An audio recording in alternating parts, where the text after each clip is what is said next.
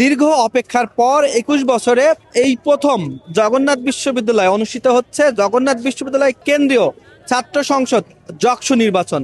এর আগে কলেজ থাকাকালে জগন্নাথ কলেজে ১৯৯৭ সালে অনুষ্ঠিত হয়েছিল জগন্নাথ কলেজ ছাত্র সংসদ নির্বাচন। এই জগন্নাথ বিশ্ববিদ্যালয় কেন্দ্রীয় ছাত্র সংসদ নির্বাচনটি হওয়ার কথা ছিল ৩০শে ডিসেম্বর, কিন্তু ৩০শে ডিসেম্বর সকালে সাবেক প্রধানমন্ত্রী বেগম খালেদা জিয়া ইন্তেকাল করায় নির্বাচন স্থগিত করা হয় এবং নির্বাচন কমিশন পরবর্তীতে ৬ জানুয়ারি নির্বাচনের দিন ধার্য করে এবং দীর্ঘ এই অপেক্ষার পরে জগন্নাথ বিশ্ববিদ্যালয়ে অনুষ্ঠিত হচ্ছে কেন্দ্রীয় ছাত্র সংসদ নির্বাচন। এই নির্বাচনকে ঘিরে জগন্নাথ বিশ্ববিদ্যালয়ের শিক্ষার্থীদের মধ্যে এক ধরনের উচ্ছ্বাস দেখা যাচ্ছে। আমরা দেখেছি আজ সকাল ৮টা থেকে নির্বাচন শুরু হয়েছে, এই ভোট গ্রহণ শুরু হয়েছে এবং শিক্ষার্থীরা উৎসবমুখর পরিবেশে ভোটদান করছে এবং আমরা যেমনটি চিত্র দেখেছি যে বেলা গড়াবার পর কিন্তু শিক্ষার্থীদের উপস্থিতি বেড়েছে এবং ঠিক বেলা যখন ৩টা বাজে তখন কিন্তু বিশ্ববিদ্যালয়ের ভেতরে সকল ধরনের ছাত্রছাত্রীদের প্রবেশ বন্ধ করে দেওয়া হয়েছে এবং ভোট গ্রহণ চলবে ৪টা পর্যন্ত। এরপরই গণনা করা হবে।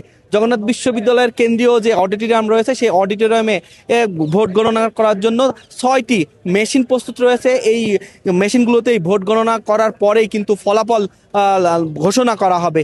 দর্শক, আপনাদের জানিয়ে রাখি যে জগন্নাথ বিশ্ববিদ্যালয়ে প্রতিষ্ঠার পর ২১ বছরে এই প্রথম জগন্নাথ বিশ্ববিদ্যালয় কেন্দ্রীয় ছাত্র সংসদ যক্ষ নির্বাচন অনুষ্ঠিত হচ্ছে এবং একজন ভোটারকে মোট ২১টি ভোট দিতে হচ্ছে এবং ব্যালট পেপারে যেই এই ২১ জন ভোটারকে তাদের পছন্দ করে কিন্তু ভোট প্রদান করছে শিক্ষার্থীরা। এবং আমরা যেমনটি চিত্র এই মুহূর্তে দেখতে পাচ্ছি, শিক্ষার্থীদের এখন পর্যন্ত কিন্তু ক্যাম্পাসের বাইরে ঠিক উৎসবমুখর একটি উপস্থিতি আমরা লক্ষ্য করছি। এই মুহূর্তে আমরা জগন্নাথ বিশ্ববিদ্যালয়ের ২ নম্বর গেটে এবং এই যক্ষ নির্বাচনকে ঘিরে কিন্তু ক্যাম্পাস এলাকায় নিরাপত্তা জোরদার করা হয়েছে। আমরা দেখেছি বাংলাদেশ পুলিশ, বাংলাদেশ বিজিবি থেকে শুরু করে যৌথ বাহিনীর অবস্থান রয়েছে। এছাড়া বিএনসিসি থেকে শুরু করে জগন্নাথ বিশ্ববিদ্যালয়ের কর্মকর্তা কর্মচারীরা কিন্তু প্রত্যেকটা গেটে তারা অবস্থান করছেন। ঠিক যে ভোটাররা যখন প্রবেশ করছে, আমরা এখন পর্যন্ত কিন্তু নিরাপত্তা অবস্থা যেমনটা চিত্র দেখতে পাচ্ছি যে সারাদিন ভোট গ্রহণ শেষে ঠিক শেষ মুহূর্তে কিন্তু ক্যাম্পাসে নিরাপত্তা এবং আইন শৃঙ্খলা পরিস্থিতি কিন্তু খুব স্বাভাবিক রয়েছে। আমরা যেমনটা চিত্র এই মুহূর্তে দেখতে পাচ্ছি। আর কিছুক্ষণ পরেই কিন্তু ভোট গণনা শেষ হবে। আমরা যেমনটি জানতে পেরেছি যে ৪টা ঠিক আর ৪০ মিনিট পরে কিন্তু ভোট গ্রহণ শেষ হবে এই জগন্নাথ বিশ্ববিদ্যালয় কেন্দ্রীয় ছাত্র সংসদ নির্বাচনের। এবং এরপরেই কেন্দ্রীয় যে অডিটোরিয়াম রয়েছে সেই অডিটোরিয়ামে কিন্তু নির্বাচনের এই ফলাফল ঘোষণা করা হবে ভোট গণনা শেষে। এবং ততক্ষণ পর্যন্ত আসলে আমরা যেমনটি চিত্র দেখতে পাচ্ছি যে ক্যাম্পাসে উৎসবমুখর পরিবেশে শিক্ষার্থীরা আসছে, তাদের পছন্দের প্রার্থীদেরকে তারা ভোট দিচ্ছে এবং বের হয়ে যাচ্ছে।